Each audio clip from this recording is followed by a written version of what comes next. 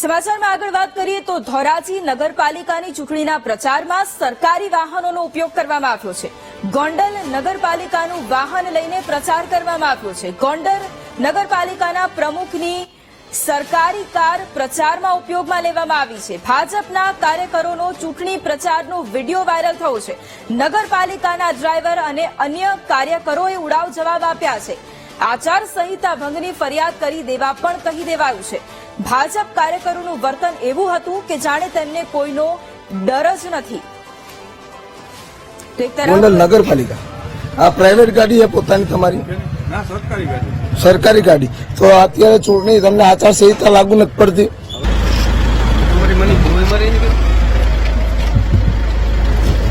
તો ડ્રાઈવર નગરપાલિકાનો છો કે પ્રાઇવેટ છો? તમે એમ કીધું કે લીગલી કરના કઈ ફેર ન પડતો હોય તો ને તમને કઈ ન થતું હોય તમારી સરકાર એટલે એવું।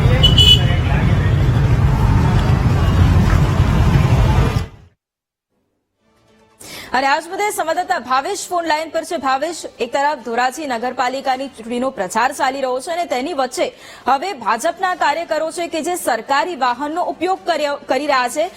આ જે વિડીયો સામે આવ્યો છે ત્યારબાદ શું આ જે લોકો છે, જે કાર્યકર્તાઓ છે, તેમની સામે કોઈ કાર્યવાહી કરવામાં આવી છે અથવા તો તેમનું કોઈ એવું નિવેદન સામે આવ્યું છે? ચોક્કસથી વૈભવી, હાલ જે અલગ અલગ જે નગરપાલિકાઓ છે, ગોંડલ નગરપાલિકા છે સહિતની જે આ નગરપાલિકાઓ છે, સ્થાનિક સ્વરાજ્યની ચૂંટણી છે તે જાહેર થઈ છે અને ઉમેદવારો છે તે પ્રચાર પ્રસાર કરી રહ્યા છે।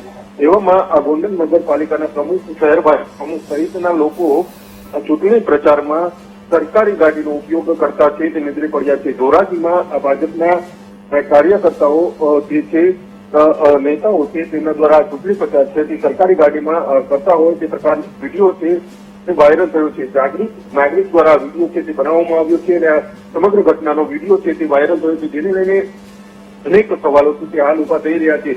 ચૂંટણી પ્રચારમાં એક તરફ આચાર સંહિતા લાગી હોય એવામાં આ પ્રકારના સરકારી વાહનોનો ઉપયોગ કરવો તે કેટલો વ્યાજબી છે? હાલ તો આ મામલે જે લોકોએ આ ગાડીનો ઉપયોગ કર્યો છે તેમનું કોઈ પણ નિવેદન સામે આવ્યું નથી, પરંતુ આ વિડીયો છે તે હાલ વાયરલ થઈ રહ્યો છે।